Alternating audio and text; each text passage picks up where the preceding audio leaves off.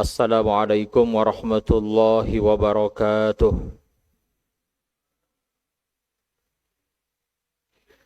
Alhamdulillahi rabbil alamin. Wassalatu wassalam ala ashrafil anbiya'i wal mursalin Sayyidina Muhammadin wa ala alihi wa sahbihi ajma'in wa man tabi'ahum bi ihsanin ila yaumiddin, amma ba'd. Hadirin sekalian, Bapak Ibu dan juga jamaah salat subuh Masjid Al-Hidayah yang dimuliakan Allah Subhanahu wa taala. Alhamdulillah, pada pagi hari ini Allah Subhanahu wa taala pertemukan kita kembali di masjid yang kita cintai ini. Mudah-mudahan majelis ilmu kita di pagi hari ini diberkahi Allah Subhanahu wa taala dan semoga menjadi amal soleh untuk kita semua yang akan memberatkan timbangan amal kita di akhirat nanti. Allahumma rabbana taqabbal minna innaka antas samiul alim wa tub alaina innaka antat tawwabur rahim. Hadirin sekalian, Bapak Ibu dan juga jamaah yang dimuliakan Allah, pada pagi hari ini kita akan memulai mengkaji tema tentang kematian dan kehidupan setelah kematian. Dan kajian kita merujuk kepada kitab yang berjudul At-Tadhkirah bi ahwalil mauta wa umuril akhirah. Kitab ini ditulis oleh seorang ulama yang sangat produktif, banyak karya tulisnya, yaitu Imam Al-Qurtubi. Beliau seorang mufassir, Pak. Ada karya yang sangat terkenal yaitu Tafsir Al-Qurtubi, Al-Jami' li Ahkamil Qur'an. Itu kitabnya banyak sekali. Ini kitabnya, Pak. Yang saya punya di rumah itu 12 jilid. Tergantung penerbit, ada yang 18 jilid versi tahqiq. Dan kabar baiknya, Pak, kitab ini sudah diterjemah ke bahasa Indonesia. Ya, jadi tinggal kita mau membaca. Ini kitabnya, Pak. Bisa dicari, kalau tidak salah sekitar 20 jilid. Iya, Pak. Tafsir Al-Qurtubi. Ini yang terkenal dari Imam Al-Qurtubi. Nah, jangan lupa beliau juga punya kitab apa? At-Tadhkirah. Dan masih banyak yang lainnya. Peringatan bagi kaum muslimin agar tidak lalai dengan kehidupan dunia, untuk selalu mengingat kematian dan mempersiapkan diri menghadapi kampung akhirat. Ini kitab yang saya punya di rumah. Ini terjemahnya, Pak. Kalau kita cari juga akan ketemu. Ini banyak. Ini kitab sangat terkenal sekali. Kalau kita lihat, ya, kitab ini dikaji di pondok-pondok pesantren, diteliti oleh para ulama. Sampai sekarang masih ditahqiq, dita'liq, diberikan komentar. Nah, juga kabar baik yang diterjemah di kita oleh banyak penerbit. Ya. Nah, kenapa penting membahas tema ini, Pak? Setelah kita membahas tentang tanda-tanda akhir zaman, alamatus sa'ah. Jadi, tujuan utama dari kita menyampaikan tema akhir zaman, alamatus sa'ah, tanda-tanda kiamat, bukan membuat kita takut yang tidak produktif, bukan. Gitu. Apa tujuannya? Mengingatkan bahwa yang namanya dunia itu tidak kekal. Ya. Tanda-tanda akan berakhirnya kehidupan dunia jelas sekali, Pak. Bahkan Nabi kita diutus 14 abad setengah yang lalu itu disebut dengan Nabi akhir zaman. Nabi yang mulia menyampaikan wa ana akhirul anbiya wa antum akhirul umam. Aku ini adalah nabi yang terakhir dan kalian adalah umat yang terakhir. La nabiyya wa la rasula min ba'di. Tidak ada nabi dan rasul setelah aku. Ya. Nah, maka kita harus mempersiapkan diri bahwa ada kehidupan yang menanti kita. Kehidupan yang kekal dan abadi. Ada kehidupan akhirat setelah dunia. Bahkan itulah kehidupan yang sebenar-benarnya. Nah, kenapa dibahas tentang tanda-tanda akhir zaman, alamatus sa'ah? Agar kita selamat dari berbagai fitnah huru-hara yang ada di penghujung akhir zaman di mana kita berada saat ini, Pak. Apa tujuannya, Pak? Agar kita selamat di akhirat. Nah, maka kajian selanjutnya kita harus bedah ini. Ada apa? Ya, di negeri akhirat itu. Seperti apa kehidupan setelah kematian? Kenapa? Karena saya, Bapak Ibu pasti akan menempuh. Semua kita pasti, Pak, sepanjang apapun umur kita. Apalagi kita sekarang ini kan umurnya paling juga berkisar antara 60 sampai 70. Ya ada yang lebih sedikit lah. Yang nyampe umur 100 tahun itu tidak banyak. Kemarin Pak hari Sabtu, saya di-WA oleh sahabat saya Kiai Haji Ahmad Tijani dari Al-Amin Madura.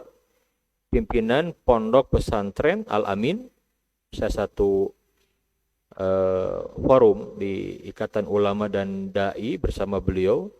Pertama kali ngasih kabar ke saya, Ustadz innalillah, guru kita tercinta Profesor Dr. Kiai Haji Amal Fathullah Zarkashi meninggal dunia. Siapa beliau? Termasuk pimpinan Pondok Modern Darussalam Gontor. Saya cukup dekat dengan beliau, Pak. Sering komunikasi. Bahkan dulu ketika masih sehat, saya datang ke sana. Dan beberapa kali juga rutin setiap tahun itu saya ngisi di Gontor. Di anak-anak kelas yang terakhir, Pak. Sebelum lulus. Karena saya punya sahabat. Sekarang menjadi pimpinan Gontor. Ya. Dan juga keluarga besar saya kebanyakan dari Gontor alumninya. Termasuk dari istri, Pak. Nah, jadi saya di WA wafatnya salah seorang sesepuh pimpinan Pondok Modern Darussalam Gontor. Ya, kemarin itu. Emang sudah lama sakitnya, Pak. Ya. Nah, yang menjadi pelajaran apa? Terbayang gitu ya. Insyaallah taala beliau seorang yang mendedikasikan hidupnya itu untuk pendidikan. Itu Gontor, Pak, bisa maju sampai saat ini dengan setiap tahun ya mewisuda para alumninya ribuan. Di antara mereka ada yang melanjutkan studi ke kampus-kampus di Timur Tengah, di dalam negeri, ada yang ke Eropa, kemana-mana. Kembalinya mereka dari tempat belajar, ada yang menjadi ulama, da'i, punya pesantren lagi, Pak. Ada yang berkiprah di dunia politik, bermacam-macam. Terbayang itu pahala para pimpinan Gontor. Ya, itulah orang yang cerdas. Ya, jadi orang-orang yang mempersiapkan sebaik-baiknya untuk kehidupan setelah kematian, gitu. Nah, jadi hadirin sekalian, kita penting membahas hal ini, Pak. Karena kita semua pasti akan menempuh perjalanan panjang menuju kampung akhirat, Pak. Ya. Nah, maka kitab ini kitab yang pertama kali, Pak, sepengetahuan saya ya, yang ditulis secara sistematis, runut. Beliau membawakan dalil-dalil yang sangat kuat dari Al-Quran, Sunnah, komentar para sahabat dan para salaf, para ulama gitu loh. Jadi kita enak sekali bacanya. Ini kitab ditulis kapan? Di abad ke-7, Pak. Sekarang abad berapa sekarang? 15 Hijriah. Sudah berapa tahun, Ustaz? 8 bukan tahun, abad, 8 abad. Ya. 8 abad dari semenjak kitab ini ditulis sampai sekarang masih dikaji, Pak. Dan diterjemahkan ke banyak bahasa. Ketika saya diundang dakwah ke Melbourne di Australia, Ustaz, kitab ini ada di perpustakaan masjid itu. Yang ada itu kitab hadis arba'in, standar tuh. Kitab Riyadhus Shalihin, kalau tafsirnya Ibnu Katsir itu. Biasa begitu. Dan kitab ini selalu ada, Pak, dalam bahasa Inggris. Saya ketika ke Spanyol juga sholat di sana, ada masjid di sana, ada masjid. Itu ada buku ini juga dalam bahasa Inggris dan bahasa Spanyol. Di mana-mana, Pak. Di Singapura ada, di Brunei, di Malaysia, di mana-mana ada. Kitab ini pun juga ada dalam bahasa Sunda di logat gitu ya.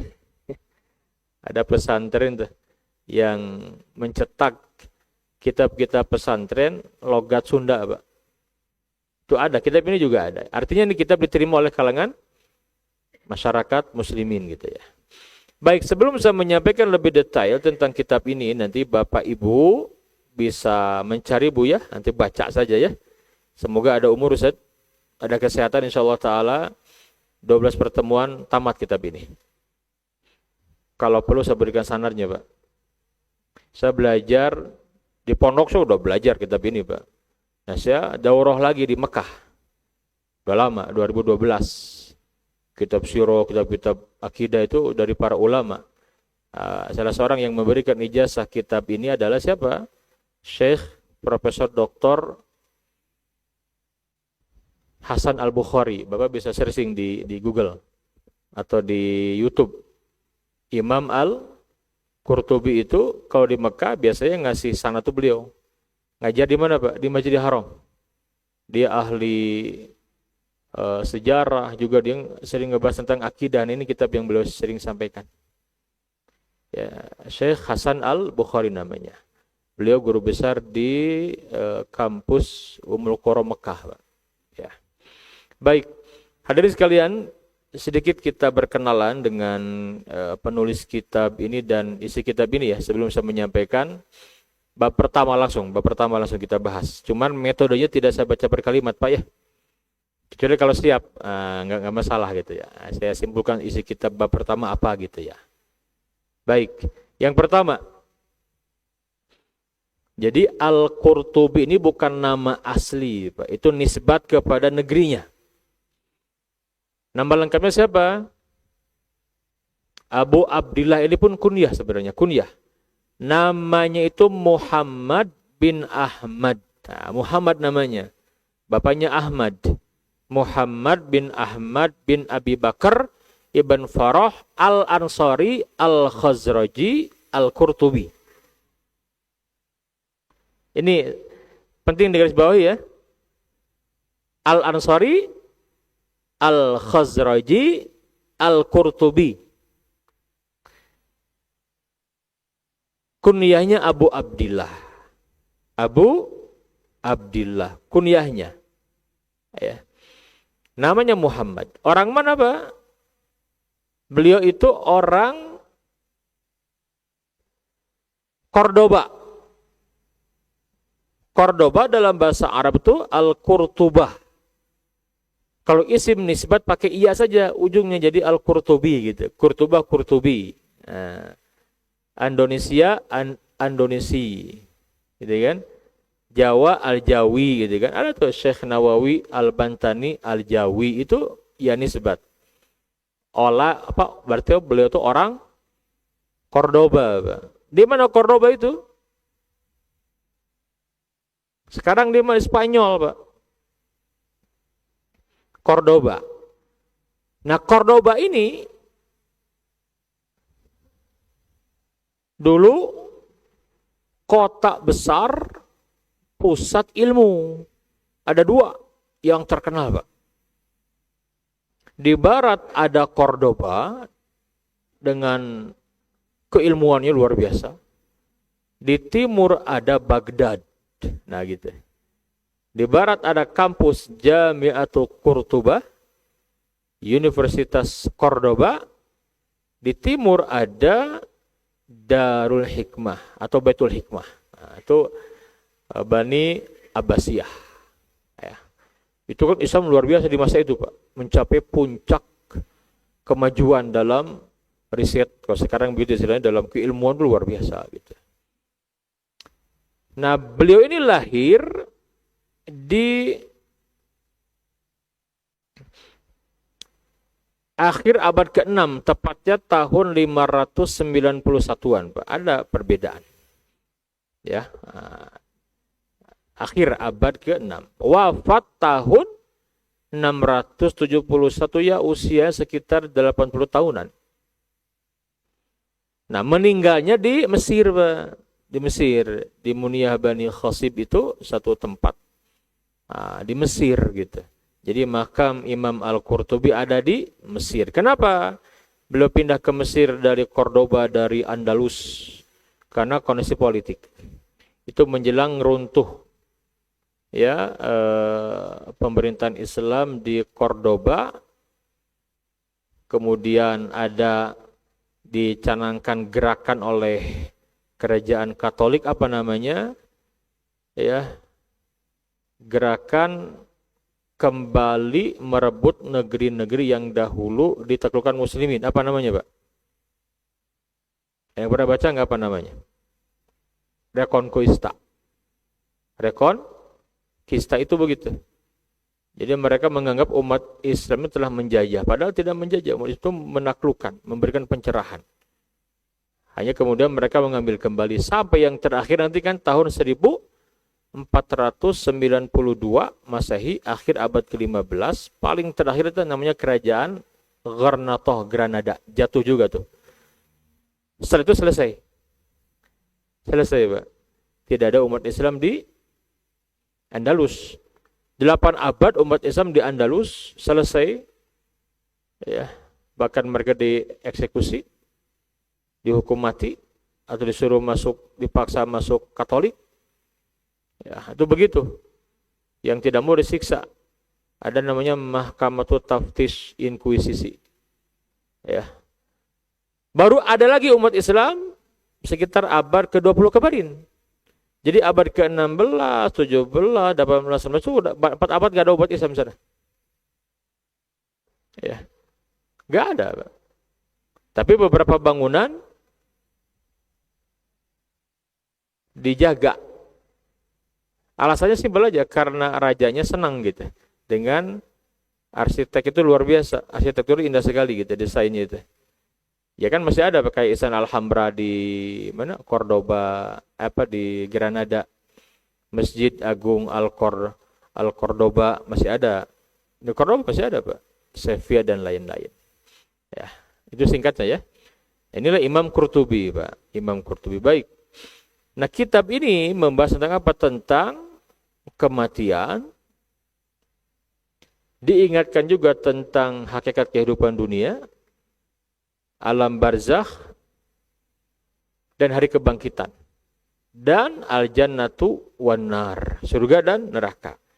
Nah, untuk memudahkan, Pak, ya, saya buat seperti ini, Pak. Biar nanti kita sepetakan ini rujukannya kitab ini.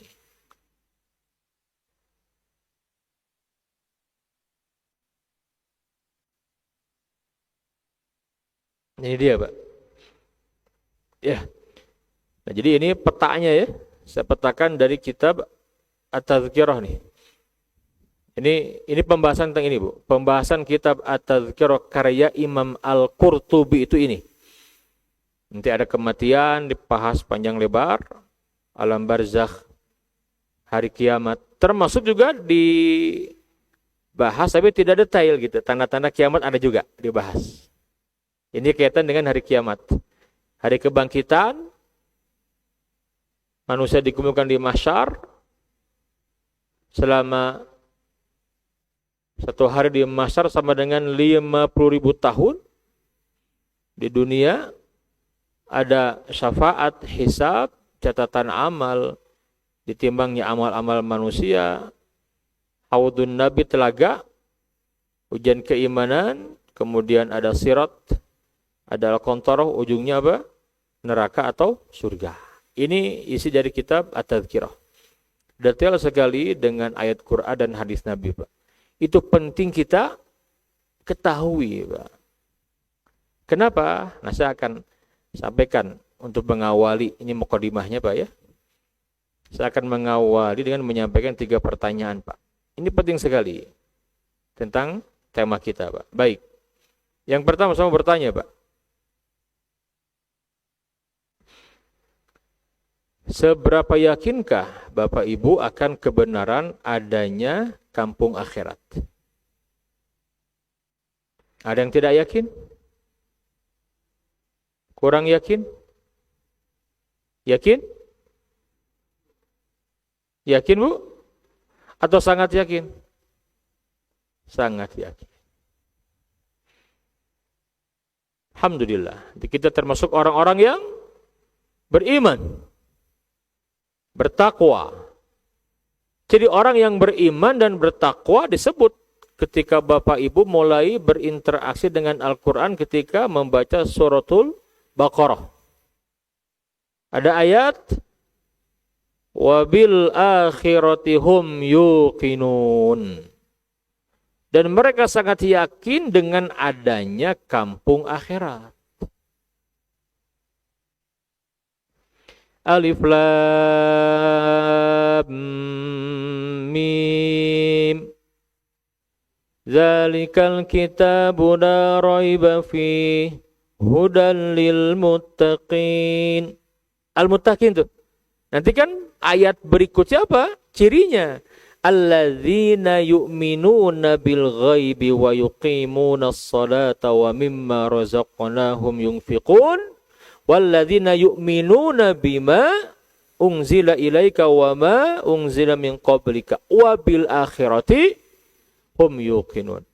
Cirinya, Pak, orang yang beriman bertakwa itu ini sangat yakin dengan adanya kehidupan setelah kematian, akhirat setelah dunia. Yang kedua, Pak, pertanyaannya, seberapa pahamkah Bapak Ibu terhadap fase-fase negeri akhirat dan kondisinya?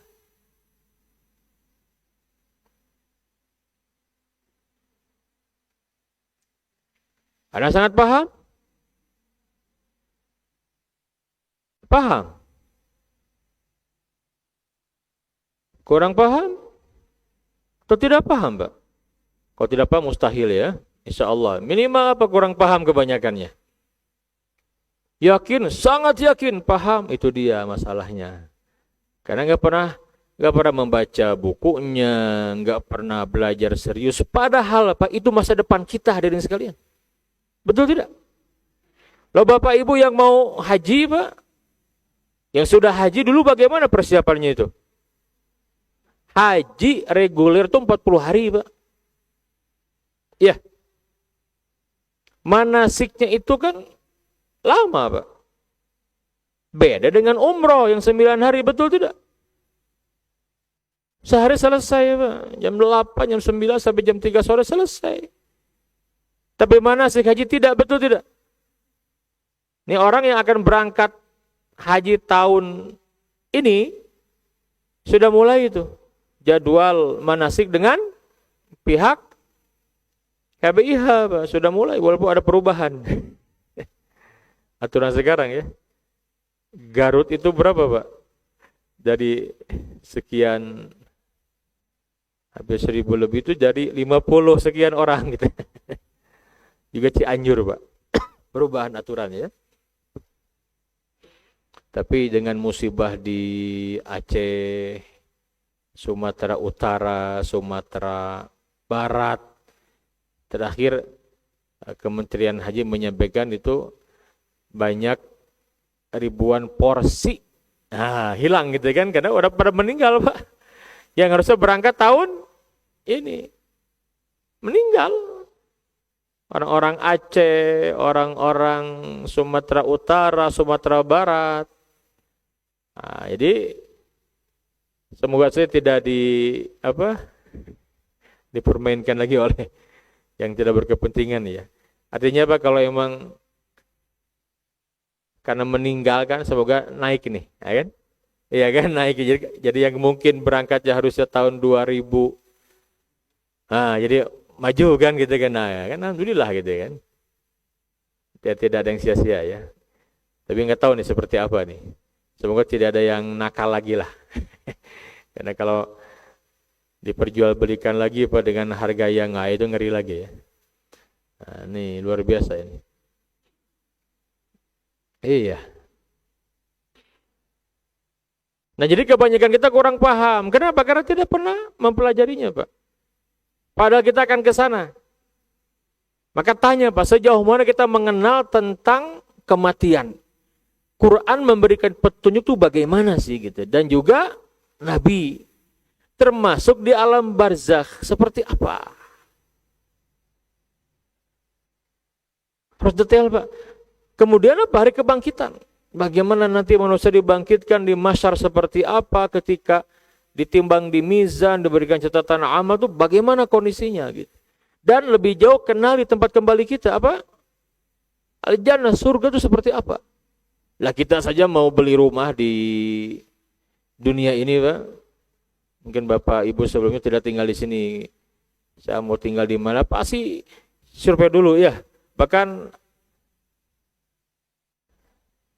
Nabi memberikan arahan, kalau kita mau mencari rumah itu apa? Aljar qobladar gitu loh. Apa? Aljar qobladar. Lihat tetangganya dulu. Apa? Lihat biahnya, lingkungannya dulu sebelum membeli rumah. Karena penting sekali Pak ya. Kita beli rumah tetangganya pika sebelum gitu. Jahat, kan ada tetangga yang jahat Pak. Wah, itu nggak akan betah itu. Iya. Saya punya sahabat pengusaha di Bandung ini, Pak. Pengusaha rumah makan. Pindah-pindah ke banyak tempat. Sampai akhirnya dia punya, ya tinggal rumah-rumah yang mewah itu dia jual aja. Ada yang belum laku, biarin aja. Sekarang pindah, nggak terlalu besar rumahnya, Pak. Pas saya ngisi pengajian di kompleknya itu. Tapi dia cerita, Ustadz saya sangat betah di sini, kata dia. Padahal agak ke dalam, sementara usahanya kan di mana-mana gitu. Jadi lumayan juga jauh ngontrolnya. Sekarang beliau punya di Lembang gitu, Pak. Karena alumni Darut Tauhid juga. Nah, beliau di Lembang kan lumayan jauh gitu.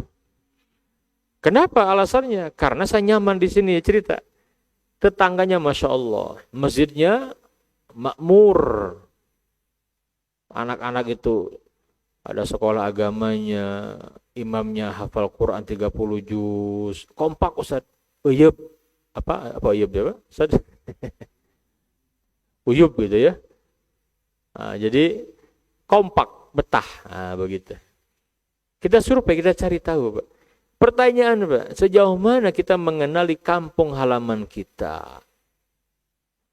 Oh, jangan nekat. Nggak punya ilmu, nggak punya bekal, mati, Pak. Waduh, berat. Karena tidak ada ulangan kehidupan. Sementara di Quran disebutkan di banyak ayat, di antaranya di surat Al-Ankabut, surat ke-29 ayat 64. Wa inna darul akhirah lahyal hayawan law kanu ya'lamun. Dan sesungguhnya kampung akhirat itulah kehidupan yang sebenar-benarnya kalau mereka mengetahui gitu loh. Kalimatnya lahyal hayawan. Ya. Sungguh itulah nah gitu, lahia. Sungguh itulah kehidupan yang sebenar-benarnya. Ya. Nah, jadi kita mengkaji kitab ini, Bu, insya Allah ya, dari kurang paham, kebanyakan kan kurang paham gitu. Karena memang tidak pernah meluangkan waktu membaca fokus mempelajari. Dengan mengkaji kitab ini, insya Allah 12 pertemuan. Setahun, Ustaz. Semoga ada umur. Itu insya Allah dari kurang paham menjadi sangat paham, Pak. Apalagi kalau Bapak Ibu cari bukunya. Mumpung kita kaji. Bapak baca juga. Nanti tanyakan kalau ada kurang paham. Ya. Yang mau bahasa Arabnya, Ustaz, nanti saya kasih ke Ustaz GDKM. Enggak apa-apa, terjemahnya beli kan. Bahasa Arabnya di handphone saja, PDF. Nah, bukan ya, latihan gitu ya. Nah, belajar Pak, insya Allah ya. Yang ketiga, sejauh mana kesiapan Bapak Ibu untuk menempuh perjalanan panjang menuju kampung akhirat itu? Ada yang sangat siap? Siap? Kurang siap? Atau tidak siap, Pak? Tidak siap ya? Masya Allah, kalau kiai beda ini. Beda auranya beda. Insya Allah.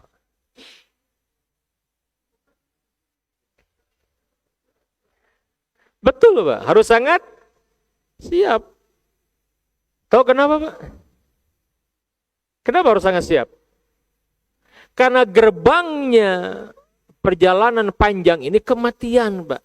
Nah, kematian itu dibahas di awal-awal kitab ini, Pak. Detail sekali Imam Qurtubi menyampaikan bab kematian. Bahkan ada kalimat-kalimat yang sangat menyentuh gitu ya. Buat saya pribadi, Pak. Saya sering sekali.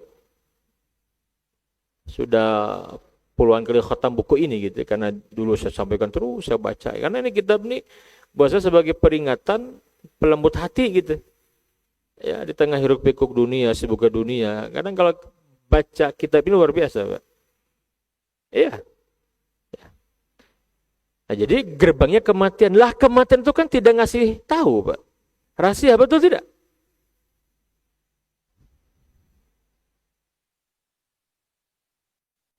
Waktu kematian seseorang tuh dirahasiakan.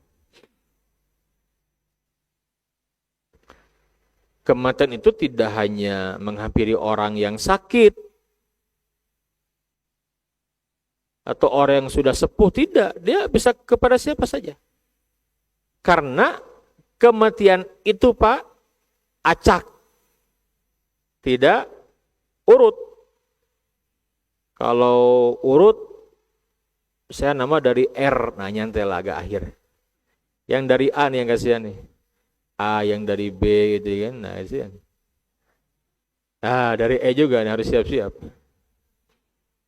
Yang dari Z tuh paling aman itu, tenang gitu. Lah, masalahnya tidak diberitahu, Pak, rahasia. Dan memang rahasia. Jangankan kita, Pak. Para nabi, para rasul saja, Pak. Memang tanda-tanda kematian diberitahu. Sahabat menceritakan tanda-tanda Rasul akan wafat. Tetapi kapannya itu kan juga tidak ada yang tahu, Pak. Wong Nabi yang mulia meninggal hari apa? Nabi yang mulia, Pak, Sallallahu Alaihi Wasallam meninggal hari apa? Hari Senin, betul tiga, tanggal 12 Rabiul Awal. Itu kan Nabi sakit dulu, Pak, hampir seminggu lebih. Justru di hari wafatnya, subuh hari Senin itu, Pak, Nabi itu berdiri mau sholat gitu loh. Subuh dibuka tirainya kan, karena kamar Nabi dekat dengan masjid, nempel dulu waktu itu. Itu Abu Bakar, Pak, pas mau ngimamin oleh sahabat dia beri isyarat. Maksudnya Nabi.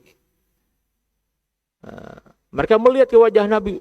Senang sekali pas sahabat kan sudah sekian hari sakit Nabi itu kan. Ya Allah ya Rabb, mudah-mudahan Rasulullah sehat. Abu Bakar tuh mempersilakan Nabi gitu loh. Ditunggu, tapi Nabi menetap semua sahabat dengan tatapan yang luar biasa, penuh kecintaan, kasih sayang dan lainnya gitu ya. Subhanallah. Tetapi Nabi isyarat, kata Nabi, nah, maksudnya silakan sholat lanjutkan. Abu Bakar jadi imam. Beres sholat subuh, Abu Bakar punya anggapan, Nabi ini sehat. Saya izin dulu, kan sekian lama sahabat itu pada tinggal di masjid, Pak. Menjaga Nabi gitu ya. Izin dulu Abu Bakar itu. Dan rumah Abu Bakar itu agak jauh dari masjid waktu itu. Ya. Justru ketika sahabat pada pergi ke rumahnya masing-masing, di waktu duha itulah Rasul wafat gitu loh. Makanya Abu Bakar ketika Rasul wafat kan diberitahu saja Rasul itu wafat. Datang tuh udah wafat Rasul gitu. Ya. Sampai belum menangis kan. Nah, gak ada yang tahu, Pak, rahasia. Kita berani menyimpulkan tanda-tanda kematian seseorang karena seseorang itu mati, Pak. Oh, Ustaz, Bapak Fulan, selama seminggu sebelum wafatnya itu tiap ketemu jamaah masjid yang itu salaman terus. Terus pasti bahasanya minta maaf ya, maafkan, salaman terus. Ternyata wafat. Apa kita berani menyimpulkan Pak orang yang salaman terus tanda-tanda kematian? Kan tidak. Ya salaman, wahai buarek maut gitu. Kita menyimpulkan kenapa sudah meninggal, betul tidak? Oh, tanda-tanda dibicara itu ada isyarat gitu loh. Kan setelah dia meninggal, kita menyimpulkan gitu kan. Artinya rahasia sekali dia mati itu, rahasia.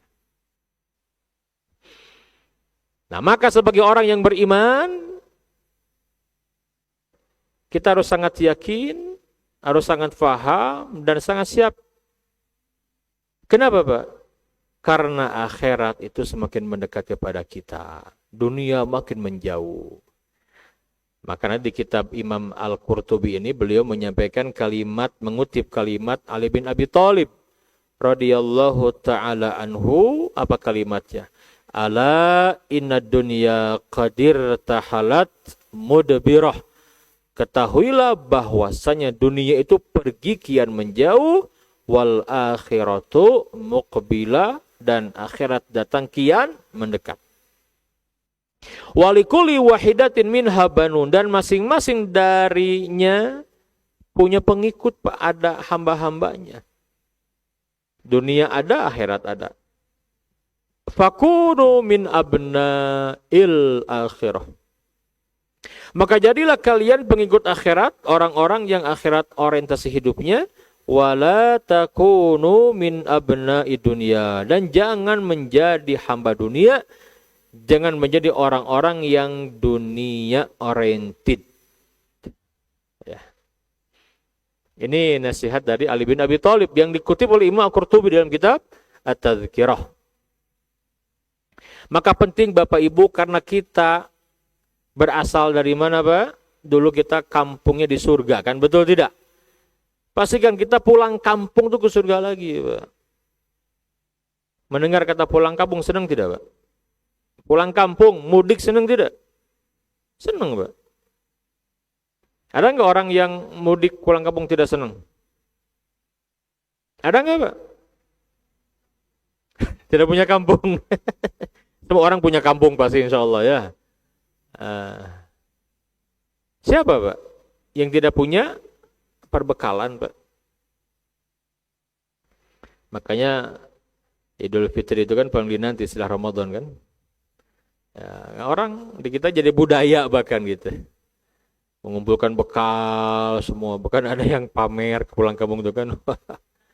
Ajang pamer gitu ya. Nah, inilah kampung halaman kita. Maka kenali rutenya, Pak. Nah, saya menyebut juga dengan rihlatul khulud, perjalanan keabadian. Nah, ini dia. Ya, kita harus paham benar. Nah, jadi pertama, Bapak, kita ada di dunia ini. Tidak selamanya kita akan dipisahkan oleh kematian. Betul tidak? Kemana nanti, Pak? Ke alam barzakh. Alam barzakh ini antara dunia dan akhirat. Semua orang yang sudah meninggal dunia dari zaman Nabi Adam alaihissalam, sampai yang hari ini meninggal, itu di mana, Pak? Di barzakh tinggalnya. Dia kehidupan tersendiri, Pak, yang berbeda dimensi waktunya dan yang lainnya. Tetapi karena alam barzakh termasuk hal yang gaib, sementara orang beriman cirinya alladzina yu'minuna bil ghaib. orang-orang yang beriman dengan yang gaib. Ada makhluk gaib, jin, malaikat, ya itu makhluk gaib. Iblis, setan jadi golongan jin juga itu makhluk gaib, betul tidak? Gaib. Nah gaib ini Pak, gaib yang tidak bisa dibongkar kecuali oleh wahyu Pak. Kan ada juga makhluk tidak kelihatan kayak bakteri gitu. Bisa lihat bakteri gitu enggak? Enggak bisa, Bapak bisa lihat bakteri enggak? Kalau pakai alat bisa. Alam gaib. Kita enggak tahu kan? Apa ada alatnya? Ingin tahu alam gaib, buat alat ilmuwan hebat gitu. Pakai kacamata noong misalkan, ada enggak, Pak? Enggak ada, Pak. Ya. Apalagi? Peristiwa gaib yang belum terjadi.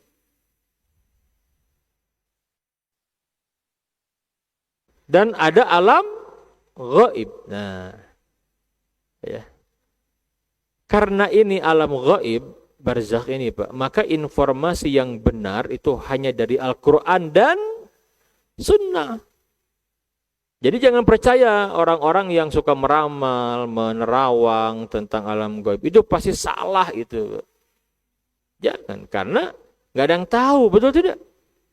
Hanya Allah yang menjelaskan dalam Quran, nabinya yang diutus menyampaikan ayat Quran, menceritakan gitu. Nah, hanya itu Pak sumber kita. Ya. Seperti apa kita bahas, dan ada bab khusus di kitab At-Tadhkirah. Kemudian ada hari kiamat. Nah ini penting nih pembahasan Imam Qurtubi agak serius ngebahas di antara ini Pak, antara ini nih alam barzakh kan serius sekali belum membahas Pak. Ini intinya mengingatkan benar gitu. Maksudnya apa? Jadi seseorang harus cerdas itu kata beliau, cerdas untuk alam barzakhnya gitu Pak. Kenapa? Karena kalau sudah terjadi hari kiamat, selesai. Tidak ada lagi peluang menambah amal. Tidak ada, yang ada hisab. Tapi kalau masih ada alam barzakh, belum kiamat terjadi, Imam Qurtubi banyak membahas itu. Kata beliau apa diantaranya, ini menarik sekali. Apa diantaranya? Belum menyampaikan, disinilah seseorang harus pandai membaca hakikat dunia gitu loh. Dan mempersiapkan bahwa dia punya kesempatan dengan umurnya yang mungkin hanya 60-70 itu, dia bisa meraih pahala sebanyak-banyaknya, bahkan kekal dan abadi sampai kiamat. Nah gitu. Itu orang-orang hebat Pak. Orang-orang yang sudah meninggal dunia Pak, yang dia menanam di dunia, menanam benih-benih amal soleh kebaikan yang sifatnya wakaf, jariyah gitu. Itu kan tidak dia dapatkan pahala hanya saja ketika dia hidup di dunia, tidak kan? Dia meninggal pun ngalir Pak. Imani oleh kita, ngalir terus. Nah, tadi kita masih angkat sosok Gontor yang baru meninggal Kiai Haji Profesor Dr. Amal Fathullah itu. Beliau luar biasa Pak. Itu Gontor didirikan oleh Trimurti, 3 bersaudara, kecil saja Pak. Kecil Pak. Bahkan kan masa-masa taksis itu perjuangan kan tidak mudah melawan PKI, Pak. Penjajahan segala macam. Tapi boleh jadi karena keikhlasan sang pendiri, tepatnya kecil, Allah besarkan setelah wafatnya. Ini bukti para kiai itu benar mendidik anak-anaknya, Pak. Yang melanjutkan anak-anaknya. Itu kan putranya Kiai Haji Zarkashi, Imam Zarkashi itu. Bersaudara kan, Amal Fathullah Zarkashi, Sukri Zarkashi. Sekarang masih ada nih yang paling kecil adiknya, Profesor Dr. Hamid Fahmi Zarkashi. Ilmuwan semua, Pak. Ya. Nah, Gontor maju di masa generasi kedua anaknya ini yang mengembangkan gitu kan. Sekarang udah masuk ke cucunya nih, ketiga. Gontor di mana-mana Pak sekarang? Di mana-mana. Pondoknya gede, santrinya berapa? Ribuan, puluhan ribu. Nah itu orang cerdas, betul tidak? Nah kita meyakini meninggal ke alam barzakh kan kita tidak tahu Pak. Berapa lama di alam barzakh? Ya terus saja sebelum kiamat datang kan ngalir terus tuh pahalanya. Ngalir terus gitu. Kenapa? Karena kehidupan setelah hari kiamat di akhirat nanti Pak itu bergantung kepada sukses dan tidaknya seseorang di alam barzakh. Imam Qurtubi menyampaikan hadis ini diriwayatkan oleh Utsman bin Affan. Utsman kan sahabat yang sering menangis kalau lewat kuburan, Pak. Suka menangis Utsman ini. Lembut hatinya itu. Utsman bin Affan itu ahli Quran. Lembut hatinya itu. Itu Utsman bin Affan pernah menyampaikan. Ya, kata Utsman, aku mendengar Nabi yang mulia bersabda. Ini sabda Nabi, Pak. Ini hadis apa ya? Sedikit saya ingin sampaikan sebelum kita tutup sesi pertama ini ya. Ini dia, Pak.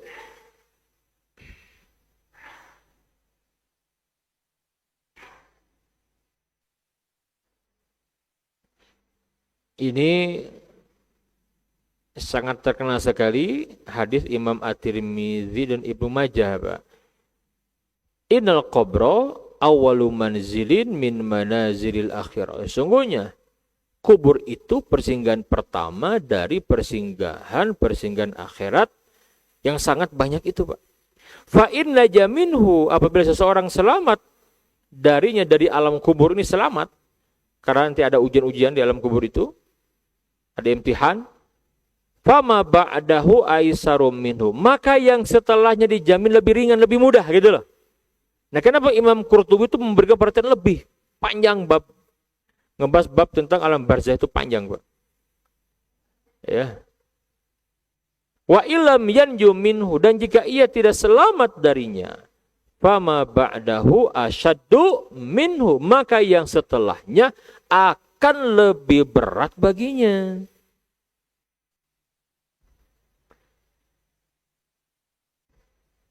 Ya.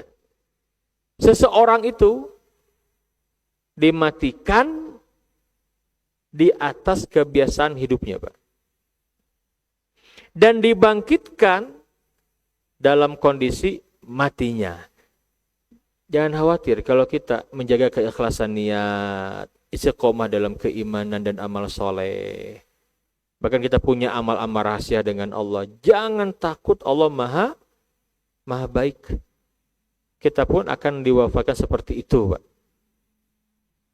Ya. Nah, kalau wafatnya begitu kan itu pertanda husnul khatimah.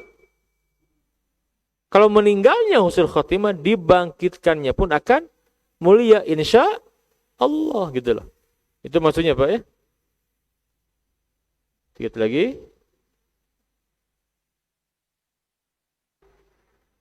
Hadirin sekalian. Nah, nanti setelah terjadi kiamat bagaimana, Pak? Hari kebangkitan. Nah, ini sudah ad-darul akhirah. Alam barzakh itu gerbangnya saja. Nah, baru kalau sudah terjadi hari kiamat, hari kebangkitan, selesai. Enggak ada lagi amal. Yang ada apa? Hisab. Maka Ali bin Abi Thalib menyampaikan, al-yauma amalun bila hisab. Dunia ini tempat kita beramal, bukan tempat hisab. Ghadan hisabun bila amal. Besok di akhirat nanti, setelah dari kebangkitan itu, hisab saja. Perhitungan, bukan tempat beramal. Nah, maka nanti Imam Qurtubi menyampaikan bagaimana alam padang mahsyar, dari mulai syafaat, hisab, catatan amal ya, terus. Nah, ini dia, Pak. Ini sebagai gambaran saja bahwa kita penting, betul tidak Bapak sekalian, mengetahui kondisi kehidupan setelah kematian. Ada apa setelah kematian? Bagaimana kondisi alam barzakh, bagaimana akhirat setelah dunia. Kenapa? Agar kita tahu yang harus disiapkan. Kan begitu. Baik, sudah jam 5.45 menit saja. Kalau ada diskusi, Ustaz, kita buka tanya jawab dulu. Ini pengantar tentang isi kitab At-Tadhkirah Imam Al-Qurtubi. Silakan, Ustaz. Terima kasih, Ustaz. Alhamdulillah. Ini sampai pada diem ini, insyaallah ya. Karena terhipnotis. Terhipnotis dengan perjalanan kehidupan kita yang akan datang. Ya, dengan penyampaian Ustaz yang begitu sangat jelas. Iya, insya Allah Ustaz, di sini kayaknya udah siap semua Ustaz. Ya, kalau ditanya Bapak mau ke surga, insya Allah mau.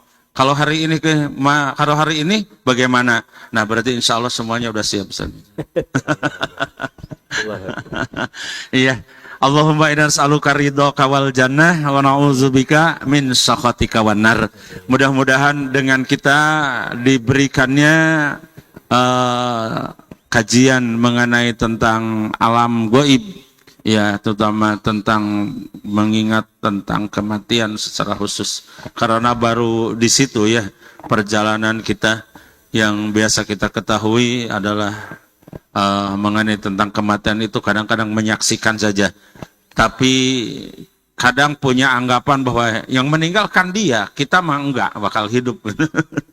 Ya, tetapi kita sudah mengetahui hal tersebut sehingga kita bisa bagaimana untuk mencapai kepada kematian yang husnul khotimah itu. Baik, mangga Bapak-bapak, silakan Bapak Ibu yang mau bertanya. 1, 2, 3, mangga, silakan.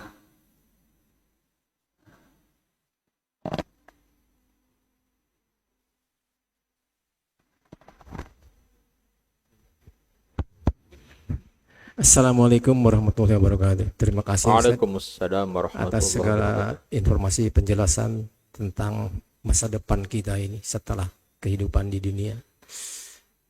Saya mendengarkannya sangat ini sekali Ustaz, bukan apa-apa, karena untuk mencapai akhirat ini kan ada ilmunya gitu ya.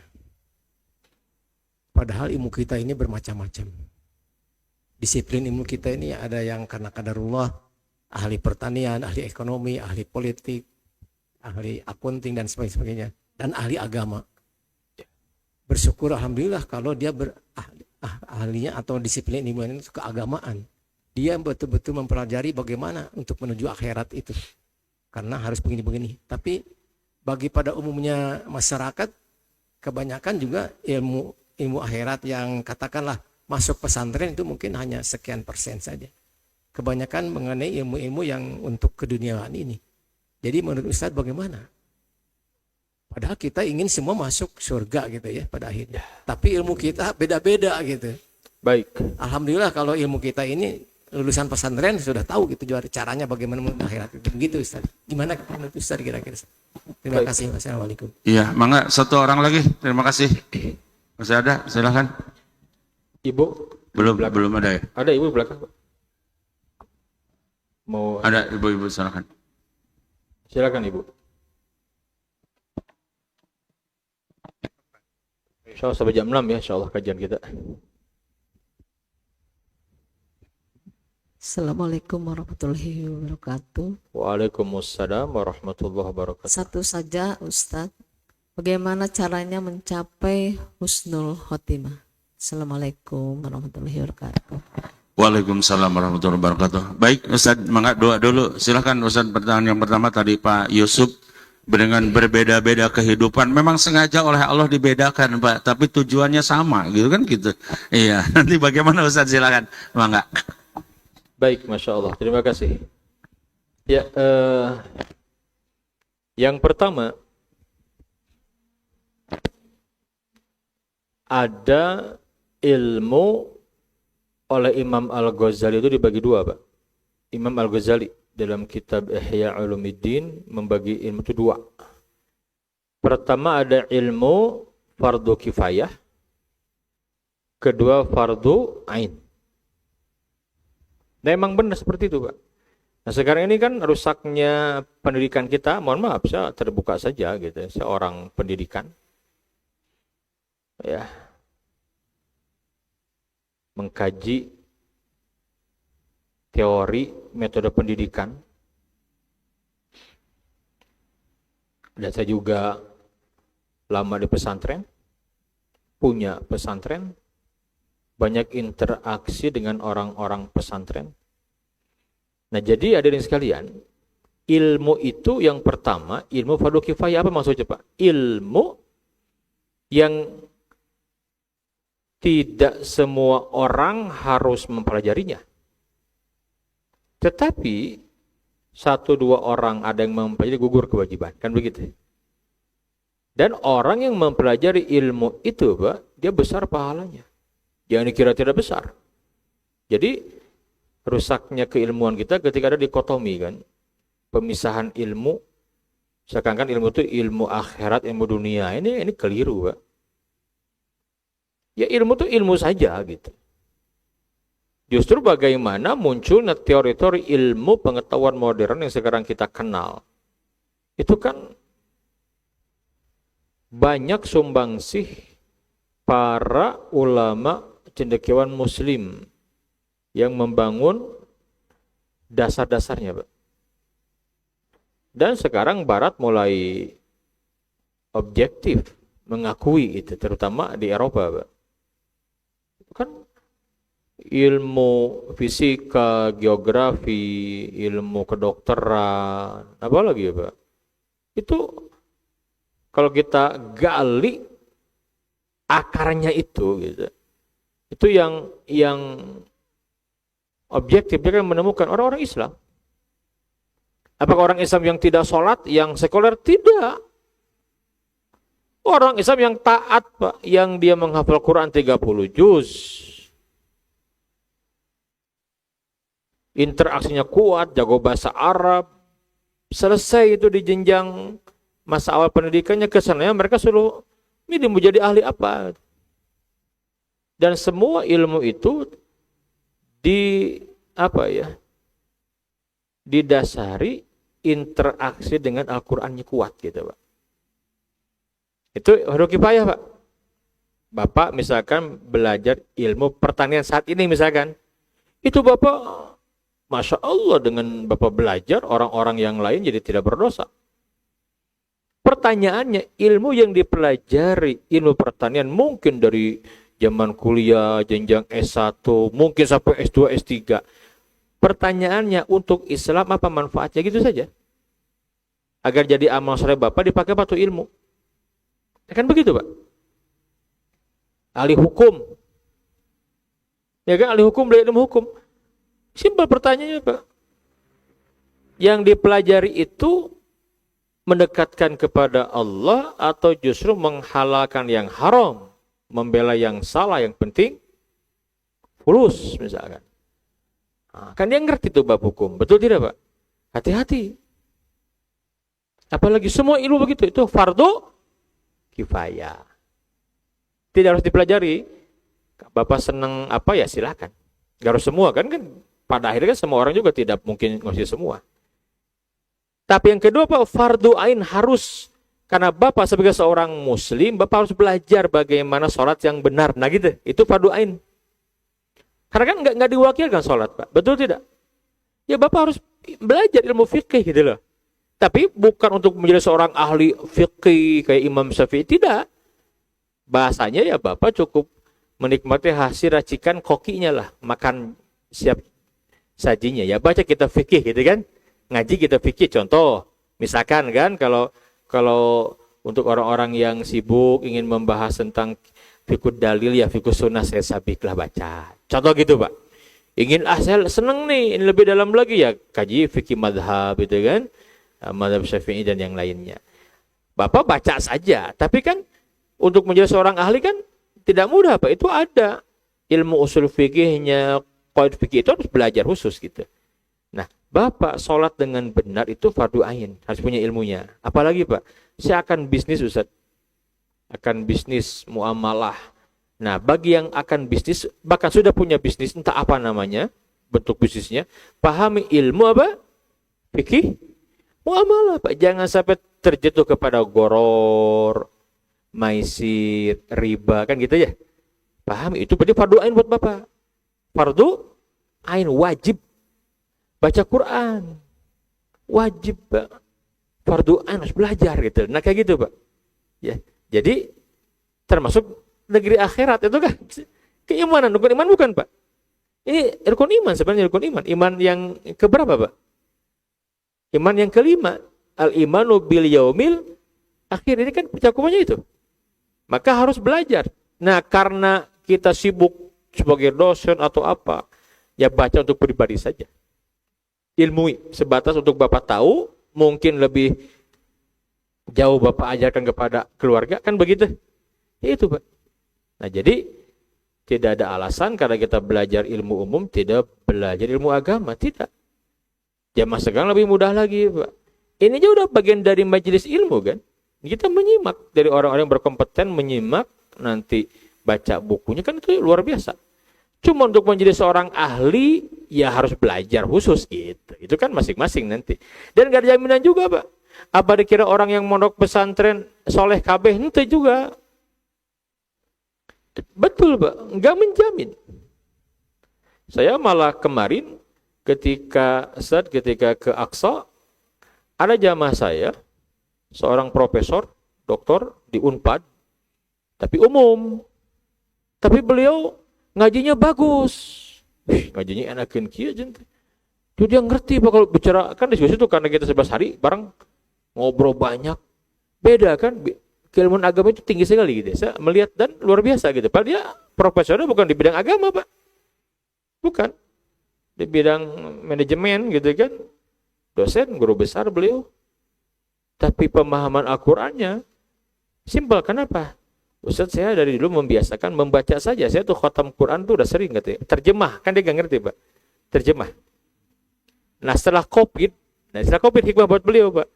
Saya jadi bisa belajar kemana-mana lewat Zoom meeting gitu. Saya nggak malu, Ustaz, belajar bahasa Arab gitu, Pak. Belajar bagi Quran, setoran hafalan, pada profesor. Nah kayak gitu, Pak. Jadi itulah kewajiban kita. Ada fardu kifayah, ada fardu ain. Itu ilmu, Pak. Nah jadi semua berpahala ya, Pak ya. Ya sebabun kita harus meluangkan waktu untuk belajar ilmu yang fardu ain itu. Karena itu kewajiban kita. Menyembah Allah dengan benar, harus wudunya benar, harus belajar ilmu wudu, sholat dan yang lainnya. Wallahu bisawab. Jadi tidak ada jaminan juga, Pak, orang yang di pesantren itu mulia, tidak. Yang mulia yang paling bertakwa aja, Pak. Inna akramakum indallahi atqakum. Begitu ya, Pak ya. Wallahu a'lam bisawab. Terakhir ya, Bu, ini dia, Bu, saya munculkan, Bu, ya, biar dibaca saja kiat-kiat mereka, Bu, husnul khatimah. Yang pertama, jaga iman dan tauhid, Bu, ya. Ini penting sekali, wala tamutunna illa wa antum muslimun. Yang kedua, Bu, jaga ibadah yang diwajibkan. Ini penting sekali, jangan bolong. Salat itu wajib yang 5 waktu, perhatikan. Zakat itu wajib, harus punya ilmunya, Bu. Ya kan? Harus paham ilmunya. Yang menjadi kewajiban harus paham. Ya. Yang ketiga, apa? Istiqomah dengan amal-amal sunnah. Nah, karena amal sunnah banyak, Pak, gak mungkin semua diamalkan. Betul tidak? Bapak cari satu amal, kata Imam Al-Ghazali itu, satu amal, jaga dalam kondisi apapun, lakukan itu sebisa mungkin. Kecuali kalau sudah pada titik maksimal yang kita gak bisa kerjakan, beda lagi. Iya, pilih aja, Pak. Ada mungkin ingin memilih sholat tahajud, silahkan. Kan sunnah. Ada yang ingin istiqomah dengan sholat duha, bebas, itu rahasiakan. Ya, Bu, ya, jagokan itu. Yang keempat, taubat dan istighfar harus jadi, ya, harus menjadi amalan kita sehari-hari. Karena Nabi saja yang dijamin surga sehari semalam tidak kurang dari 100 kali, Pak, istighfarnya. Terakhir apa? Serius doa kepada Allah agar diwafatkan husnul khotimah. Pertanyaan, pernah minta kepada Allah tidak ingin husnul khotimah? Tapi serius mintanya gitu. Jangan heran kalau ada orang yang meninggal sedang sujud di raudhah, ada yang sedang baca Quran meninggal dunia, sedang sholat, sedang khutbah Jumat. Intinya sedang beramal soleh. Yang paling tinggi orang-orang yang terbunuh di jalan Allah. Wah, itu lebih dahsyat lagi gitu. Ya gitu, Bu, ya. Jadi doa kepada Allah, minta, Allah pasti memberi. Ud'uni astajib lakum wa idza sa'alaka ibadi anni fa inni qarib ujibu da'wata da'i idza da'an falyastajibu li wal yu'minu bi la'allahum yarsyudun. Demikian, Ustaz. Baik, Ustaz, terima kasih. Masih ada, Pak? Silakan. Wah, ini kalau kematian sama akhirat ini kurang, pertanyaannya kurang kayaknya ini. Udah paham semua gitu. Iya, man amila solihan. Iya, amanah wa amila solihan. Jadi orang itu harus beriman. Beriman dulu yang dipupuknya, ya. kemudian nanti baru beramal soleh. Soal amal solehnya mau yang hablum minallah dan hablum minannasnya, ya itu dua-duanya harus digarap. Mana yang menjadi Allah memudahkan kita. Kulun ya'malu ala sakilati, ya, jadi sesuai dengan skillnya, keadaannya, apa yang menjadi. Jangan khawatir karena Pak Yusuf umpamanya ngurus lauk gitu, perikanan, ya, pertanian, beda-beda, mangga silahkan, ya. Justru harus ada orang Muslim itu harus yang jadi ahli perikanan, ahli pertanian, ahli kedokteran, ahli. Oh, harus ada yang ahli semuanya, ya harus. Jadi jangan khawatir, asal amanu. Ya, yang pertamanya amanu. Wah, ini harus dibahas nanti oleh Ustaz. Nah, baru setelah amanu wa amilus sholihah.